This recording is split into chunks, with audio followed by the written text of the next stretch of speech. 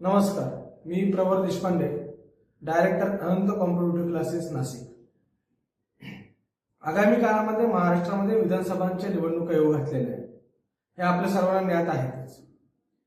या निवडणुका जाहीर होण्याच्या पूर्वी आणि जाहीर झाल्यानंतर आणि आज म्हणजे अर्ज माघारीच्या दिवशी आणि आजच्या नंतर ही वेगवेगळ्या प्रकारची चित्र महाराष्ट्रातल्या जनतेला अनुभवायला आली। वेगवेगळ्या प्रकारची राजकीय सामाजिक चित्र महाराष्ट्रातल्या जनतेने सर्वार्थाने बघितलेली आहे।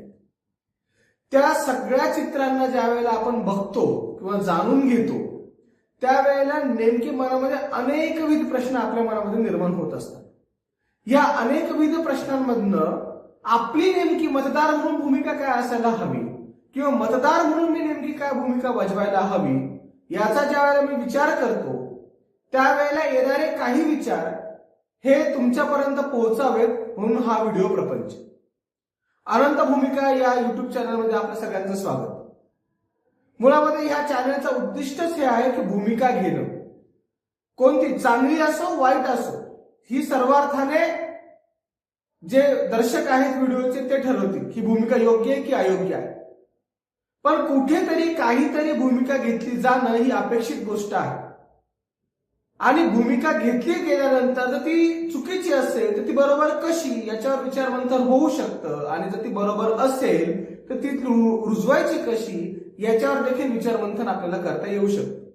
मुळात प्रश्न हा आहे की आपण भूमिका घेतो का किंवा घ्यायला हवी का, याचं उत्तर हो असंच आहे। आपण परत येऊयात राजकीय प्रश्नांना। महाराष्ट्रातल्या जनतेने ज्या वेळेला विधानसभांच्या निवडणुकांचा पडघम वाजू लागलेले होते, होणार होतात निवडणुका माहिती होतं, कालबद्ध कार्यक्रम आहे, 5 वर्षानंतर तो कार्यक्रम होणार आहे आणि हे ज्या वेळेला सगळं घडत होतं तर त्यावेळेला प्रस्थापित पक्षांमध्ये असणारे जे उमेदवार होते ते तिथे आहेत। जनसामान्य लोक अटकळ बांधत होते की हा उमेदवार आपल्या भागातून असेल, हा उमेदवार आपल्या भागातून नसेल, समथिंग एल्स जे काय असेल। आणि नंतर अचानक याद्या जाहीर झाल्या, फटाफट याद्या बाहेर यायला लागल्या आणि मग मला नाराजी प्राप्त झालेली आहे कारण की मी इतकी वर्ष झाले या पक्षाचं काम करतोय, संबंधित पक्षाचं काम करतोय आणि या पक्षाचं काम करत असून देखील जनसेवेची, राष्ट्रसेवेची अभिलाषा, दुर्दम्य इच्छाशक्ती माझ्यामध्ये असताना देखील आणि ते कार्य करण्यास माझ्या इतका प्रबळ उमेदवार दावेदार कोणीही नसताना देखील मला उमेदवारी नाकारली गेली म्हणून मी पक्षांतरण केलं किंवा मी अपक्ष उभा राहिलो। अशा प्रकारचे चित्र महाराष्ट्रातली जनता गेल्या अनेक दिवसांपासून बघते। जे उमेदवाराने पक्षांतरण केलेलं आहे किंवा जे उमेदवार अपक्ष उभे राहिलेले आहेत, मग ते कुठल्याही पक्षाचे असत आणि कोणीही उमेदवार असत, त्यांचा मूळ मुद्दा जेव्हा आपण त्यांच्याशी खासगीत चर्चा करतो किंवा त्यांना आपण 4 माणसांमध्ये प्रश्न विचारतो की बाबा रे तू का उमेदवारी करू इच्छित आहेस, तू काय आमदार होऊ इच्छित आहेस, तर ती व्यक्ती आपल्याला सांगते की मला जनसामान्यांचे प्रश्न सोडवण्याची तळमळ आहे, राष्ट्रसेवेची तळमळ आहे, माझ्या प्रभागामध्ये, माझ्या जिल्ह्यामध्ये, माझ्या राज्यामध्ये विकास कामं यावीत आणि विकास कामं व्हावीत याची मला तळमळ आहे, माझ्याकडे व्हिजन आहे, मी व्हिजनरी नेता आहे, बेरोजगारीचा प्रश्न मला सोडवायचा आहे, गरिबीचा प्रश्न मला सोडवायचा आहे, अमुक प्रश्न मला सोडवायचा आहे, तमुक प्रश्न मला सोडवायचा आहे, हे तो आपल्याला सांगत असतो। मग मुळामध्ये मुद्दा हा येतो की बाबा रे जर तुझ्यामध्ये एवढी तळमळ आहे, एवढी दुर्दम्य इच्छाशक्ती आहे तर मग तुला उमेदवारच होऊन हे प्रश्न सोडवता येऊ शकतात किंवा आमदार बनूनच हे प्रश्न तुला सोडवता येऊ शकतात, हे कशावरून? जर इच्छाशक्ती तुझ्याकडे दुर्दम्य आहे तर तुला सगळे मार्ग ओपन आहेत, त्याच्यासाठी तू एका फ्रेमवर्क मध्ये उभं राहून काम करण्याचा का प्रयत्न करतोस? एक भारतामध्ये पॉवर लाईज इन पीपल, भारतामध्ये शक्ती ही जनसामान्यांमध्ये आहे म्हणून तिला लोकशाही असं म्हटलं जातं। लोकशाहीमध्ये लोकांची शक्ती, जनतेची शक्ती ही सर्वश्रेष्ठ आणि सर्वमान्य आहे। मग जनप्रतिनिधीला शक्ती देणारा लोक किंवा जनता त्याचा एक तू महत्वाचा घटक म्हणून तू का जनतेच्या प्रती, जनतेच्या अनुषंगाने काम कार्य करू इच्छित नाही?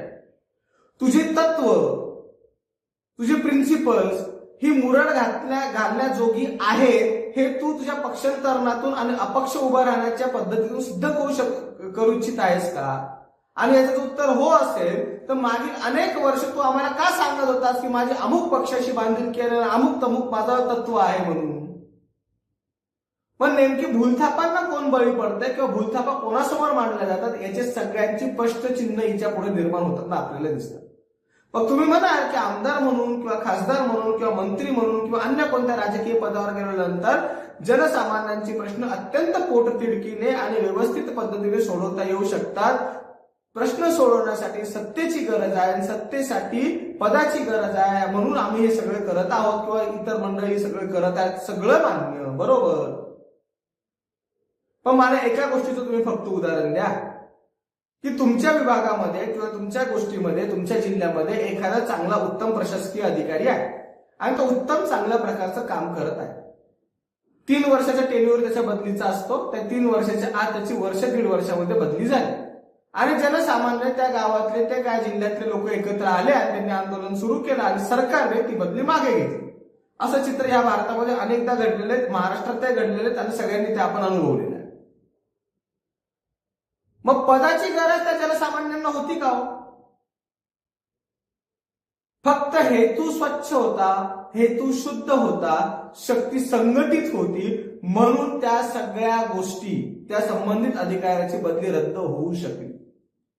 कार्य करण्यासाठी उदात्त हेतूची गरज आहे, स्वच्छ प्रतिमेची गरज आहे, स्वच्छ उद्दिष्टांची गरज आहे आणि सगळ्यात महत्वाचं म्हणजे आव्हानांचा सामना करण्याची गरज आहे. आणि हे ज्याच्यामध्ये असतो तो सरळ पद्धतीने ऑटोमॅटिकली नेता बनलेला असतो, जो पुढे नेणारा असतो, जो लिडरशिप त्याच्यामध्ये लिडरशिप क्वालिटी डेव्हलप झालेली असते. याच्यासाठी मीच चांगला नेता आहे किंवा मीच अमुक आहे याच्यासाठी पक्षांतरण करण्याची किंवा अपक्ष उभं राहण्याची गरज नाही. पक्षांतरण करणं किंवा अपक्ष उभं राहणं याला कोणत्याही प्रकारचा विरोध असण्याचं काहीच कारण नाही. की प्रत्येकाची आपापली वैयक्तिक मतं आहेत आणि ते असायलाही हवी, कारण हा लोकशाहीचाच एक भाग आहे, हे मीही जाणतो. पण केवळ एका विशिष्ट हेतूने, विशिष्ट हेतू लक्षात घेऊन आणि स्वइप्सित साध्य करण्यासाठी म्हणून केलेलं पक्षांतर आणि अपक्ष म्हणून उभं राहणं याच्या बाबतीत प्रश्नचिन्ह निर्माण होऊ शकतं. हा, कदाचित ते उमेदवार आणि त्यांचे कार्यकर्ते यांच्या दृष्टीने कदाचित चांगलंही असेल, योग्यही असेल, त्याच्याबद्दलही दुमत नाही. पण मतदार म्हणून माझी भूमिका काय असली पाहिजे, मतदार म्हणून मी नेमकं काय काम केलं पाहिजे याच्या बाबतीत मला आणि माझ्या भारतातल्या प्रत्येक नागरिकाला आज किंवा महाराष्ट्रातल्या प्रत्येक नागरिकाला आज विचार करण्याची गरज निर्माण झालेली आहे. ज्या लोकप्रतिनिधीला मागील 5 वर्षापासून मी अमुक एका पक्षाचा कार्यकर्ता, नेता, पदाधिकारी म्हणून बघत होतो, तो आज सडनली दुसऱ्या पक्षामध्ये किंवा अपक्ष उभा राहताना मला दिसतो. त्यावेळेला माझ्या मनामध्ये मतदार म्हणून ही शंका येते की बाबा रे, मी तुझ्यावर विश्वास ठेवू की नको ठेवू. कारण आपण तर बघतो आमदार आणि खासदार साहेब आले, मॅडम आल्या म्हणून अगदी देवदर्शनाला सुद्धा यांची प्रथम रांग असते. ऑफिसर आहेत ते, अधिकारी आहेत ते, एमएलए आहेत ते, आमदार आहेत ते, खासदार आहेत म्हणून त्यांना पहिलं दर्शन द्या. देवी उपस्थित असलेल्या किंवा परमेश्वर उपस्थित असलेल्या सगळ्या भक्तांकडे डोळे झाक करतो आणि या लोकप्रतिनिधींना पटकन आशीर्वाद देण्याचं काम करतो त्या मिनिटाला, त्या सेकंदाला. अशा आविर्भावाची सगळी मंडळी असतात. जेव्हा की भक्ताच्या पुढे मंदिरामध्ये देवाच्या पुढे सर्वजण ही भक्तच आहे. मग तो कोणी कुठल्याही प्रकारचा मोठा नाही, कुठल्याही प्रकारचा कोणी छोटा नाही. पण हे जेव्हा सगळं चित्र आपल्या डोळ्यासमोर होतं त्यावेळेला मग 5 वर्ष पलीकडे काय घडलं होतं की बाबा मी घरामध्ये बसलेलो होतो, छानपैकी पेपर वाचत होतो, छानपैकी जेवण केलेलं होतं, दुपारची वामकुक्षी घेण्याची मला वेळ होती, दारावरची बेल वाजली, नमस्कार मी अमुक पक्षाच्या वतीने अमुक उमेदवार उभा, कृपया तुमचं बटन तुम्ही ह्या पक्षाच्या चिन्हावर दाबा, असं सांगणारा हा मनुष्य आज माझ्या शेजारून मला ओव्हरटेक करून मंदिराच्या लाईन मधनं जातो किंवा त्याची गाडी जाणार म्हणून माझी गाडी मी उभी कर. हे चित्र जेव्हा माझ्या समोर येतं ना त्याला मागील 5 वर्षापूर्वीचा इतिहास माझ्या लक्षात येते किंवा स्मरणात येते. मतदार म्हणून माझी चूक इथं होती.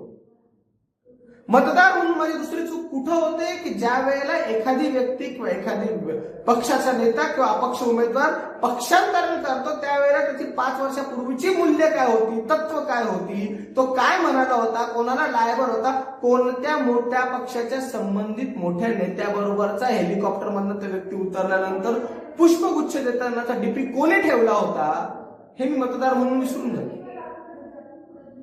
मी काय लक्षात ठेवतो की तो आज आहे या पक्षात होता, उद्याला तो या पक्षात असतोय, कारण तो माझा भाऊ आहे, तो माझा दादा आहे, तो माझा अण्णा आहे, तो माझा आप्पा आहे, तो माझा तात्या आहे. भारतीय मतदारांनी आणि महाराष्ट्रातल्या विशेषतः विधानसभा निवडणुकांच्या पार्श्वभूमीवर मतदारांनी भूमिका स्पष्ट आणि स्वच्छ घेणं आवश्यक आहे की जी व्यक्ती, जो मनुष्य ज्या पद्धतीने मला माझ्या दैनंदिन गरजा, माझी विकास कामं आणि माझ्या संबंधात असणाऱ्या प्रत्येक बाबींचं निराकरण करण्यासाठी सक्षम आहे, त्याला मी मतदान करणार आहे. जात, धर्म, पंथ, वंश, लिंग आणि पक्ष यांच्या पलीकडे जाऊन मला आज मतदान करण्याची किंवा मतदार होण्याची गरज आहे. साक्षर मतदाराची गरज आहे. साक्षर मतदार याचा अर्थ ज्याला अक्षर कळतात किंवा चिन्ह कळतात असा मतदार, अक्षर मतदार म्हणजे साक्षर मतदार नव्हे, तर ज्याचा सद्विवेक जागृत आहे, ज्याची विवेकशील वृत्ती आहे, ज्याची विवेकशील कृती करण्याची इच्छा आहे, तो म्हणजे खरा साक्षर मतदार. आणि साक्षर मतदाराचं सगळ्यात पहिलं कर्तव्य आहे की सामाजिक, राष्ट्रीय आणि संबंधित परिसराचा विकास आणि या विकासाला समोर ठेवून मतदार होणं ही सगळ्यात फार महत्वाची गोष्ट आहे. आणि विकास कशाचा, तर रस्ते बांधले, पूल बांधले, शाळा बांधल्या, धर्मशाळा बांधल्या, दवाखाने बांधले, it's not a kind of development. विकासाची खरी परिभाषा अशी असायला हवी की विकास याचा अर्थ असा की सकाळी उठल्यापासून तर रात्री झोपेपर्यंत माझ्या चेहऱ्यावर हास्य असलं पाहिजे, अशा पद्धतीच्या सुविधा मला प्राप्त झाल्या पाहिजे. मला जर काही समस्या आली तर त्याचं निराकरण करणारा कोणीतरी आहे याचा विश्वास मला प्राप्त झाला पाहिजे. मला निर्माण झालेली समस्या ही एका प्रचलित आलेल्या व्यवस्थेमुळे नव्हे तर अपघाताने निर्माण झालेली समस्या आहे याची जाणीव होईल इतपत विकासाचं कार्य झालं पाहिजे. याला म्हणतात खऱ्या अर्थाने विकास. तो बौद्धिक आहे, तो मानसिक आहे. तो केवळ आणि केवळ आपण जर भौतिक विकासालाच प्राधान्य देणार असो तर मग सगळंच राहील. सार्वजनिक परिवहन व्यवस्थेची उडालेली दैनावस्था सबंध देशात, महाराष्ट्रातही, नाशिकमध्ये देखील, हा काय विकासाचा मुद्दा आहे का? हा विकासाचा मुद्दा ठरू शकतो का? नाही. त्यामुळे माझ्या जीवनामध्ये सकाळ ते संध्याकाळ किंवा रात्र मी झोपेपर्यंत चेहऱ्यावर माझं हास्य राहील, माझा हॅपीनेस इंडेक्स वाढेल, या ग्लोबल विचाराने मी मतदान करण्याची किंवा मतदार होण्याची गरज आहे. आणि जर असा उमेदवार आपल्या समोर नसेल तर आपल्याला माननीय निवडणूक आयोगाने उत्तम पर्याय दिलेला आहे, नन ऑफ द अबोव. हाही पर्याय मतदारांना जागृत करण्यासाठी, उमेदवारांना जागृत करण्यासाठी अत्यंत महत्वाचा ठरू शकतो की बाबा रे, वरीलपैकी कोणीही आम्हास योग्य वाटत नाही हे जेव्हा मतदार सांगतात तेव्हा कुठेतरी उमेदवारांना त्याचा विचार करावा लागेल की आपण अयोग्य आहोत का किंवा योग्यतेची पातळी गाठण्यात आपण अपयशी ठरलो आहोत का, याचाही विचार उमेदवारांना कुठेतरी करावा लागेल. त्यावेळेला पक्षांतरण होणं किंवा अपक्ष जाणं याच्या ह्या सगळ्या पळापळीमध्ये महाराष्ट्रातल्या जनतेचे डोळे दुखायला लागले. लोक बघून बघून थकलेत, कोण कुठे तर कोण कुठे. व्हॉट्सअपवर आणि वेगवेगळ्या ठिकाणी मीम्स आणि जोक्स तयार व्हायला लागले. त्याची कुठेतरी उमेदवारांनी आता जाणीव ठेवणं गरजेचे. किती काय जनतेला आपण गृहीत धरणार आहोत. मतदार बदलत चाललाय, मतदार जागृत होत चाललाय, मतदार शिक्षित होत चाललाय आणि मतदार सर्वसमावेशक विचार करायला लागला. मतदानाच्या टक्केवारीमध्ये होणारी घट ही केवळ वेगवेगळ्या विशिष्ट कारणांमुळेच होते किंवा प्रचलित कारणांमुळेच होते, हे त्याचे एकमेव कारण असू शकत नाही. मतदानाच्या टक्केवारीमध्ये होणारी घट या सगळ्या विचारांच्या आणि तुमच्या पळापळीच्या राजकारणामुळे उमेदवारांना जनता थकते आणि म्हणते की बाबा रे मत द्यायचं तरी कोणाला, देऊन तरी पुढे काय होणार आहे, हा 5 वर्ष हा बाबा या सत्तेत तरी राहणार आहे का, किंवा या पक्षात तरी राहणार आहे का, याची सुद्धा आम्हाला खात्री नाही. नेमकं मत कोणाकडे पाहून आणि काय म्हणून द्यायचं.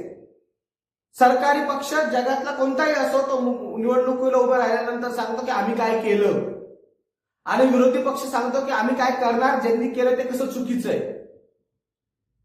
एकही राजकीय पक्ष निवडणुकीच्या काळामध्ये प्रचाराची भूमिका घेत असताना हे सांगत नाही की आजवर इथपर्यंत झालं, इथून पुढे इतकं होणं बाकी आहे आणि ते करण्यासाठीचा रोडमॅप माझ्याकडे हा आहे आणि ह्या पद्धतीने मला काम करायचं आहे आणि हे करण्याची माझी ही पायरी आहे, ही पद्धती आहे आणि ही त्याची डेडलाईन आहे. कारण पक्षांना आणि राजकीय नेत्यांना हे पक्क माहिती की डेडलाईन आपण पाळू शकणारही नाही, कारण व्यवस्थेत ते बसत नाही. कुठेतरी मतदार देखील नकळतपणाने गृहीत धरला जातो किंवा मतदार देखील त्याच्या कृतींमुळे मला तुम्ही येऊन गृहीत धरा अशा सांगण्याच्या पातळीपर्यंत येऊ शकतो. अशा वेळेला मतदारांनी स्वच्छ, निरपेक्ष, पारदर्शक, कणखर, कठोर भूमिका घ्यावीच लागेल. जोपर्यंत मतदार ह्या प्रकारची कठोर भूमिका घेणार नाही तोपर्यंत आपल्याला तसा नेता मिळणार नाही. राष्ट्राला, राज्याला नेता कसा असायला हवा आहे की जो जनसामान्यांना जाणून घेईल, जनसामान्यांना समजून घेईल. आणि जनसामान्यांना जाणून घेणारा आणि समजून घेणारा सगळ्यात पहिलं लक्षण असं आहे की बाबा रे तू माझा मतदार आहे, मी तुझा सेवक आहे, मी तुझा चाकर आहे, 5 वर्ष तुझी सेवा करण्याची संधी तू मला दिलेली आहेस, त्या भावनेतूनच मी कार्य करत आहे. आणि हे 5 वर्षात किंवा निवडणूक देऊन किंवा मतदान करून किंवा तो निवडून आल्यावर त्याचं कार्य बघून किंवा त्याच्या बोलीभाषेमधनं, बॉडी लँग्वेज मधनं हे समजणार नाही मतदारांना. हे समजणार आहे त्याचं संपूर्ण चारित्र्याचं अवलोकन केल्यानंतर. आणि हे संपूर्ण चारित्र्याचं अवलोकन करण्यासाठी जर आता आपल्या समोरचं चित्र असं येत असेल की मला जनसेवक व्हायचंय, मला लोकप्रतिनिधी व्हायचंय, तुमच्या समस्या सोडवायच्या, राष्ट्राची मला सेवा करायची आहे, म्हणून मी आता मला ह्या पक्षाने पद नाही दिलं किंवा उमेदवारी नाही दिली म्हणून दुसरीकडे जातो किंवा अपक्ष उभा राहतो, तर समजून घ्या हेतूतच बाधा आहे. हेतूतच बाधा आहे. त्यावेळेला सत्सद विवेक जागृत ठेवून मतदारांनी मतदान करावं, हेच एक नम्र आवाहन मी यावेळेला या निवडणुकीच्या निमित्ताने तुम्हाला करतो. आगामी काळामध्ये अनंत भूमिकेच्या माध्यमातून वेगवेगळ्या विषयांवर वेगवेगळ्या प्रकारचे व्हिडिओ आम्ही अशाच प्रकारे प्रसारित करत राहणार आहोत. आमची विनंती आहे तुम्हाला की तुम्ही हा व्हिडिओ नक्की बघत राहा. तुर्तास धन्यवाद.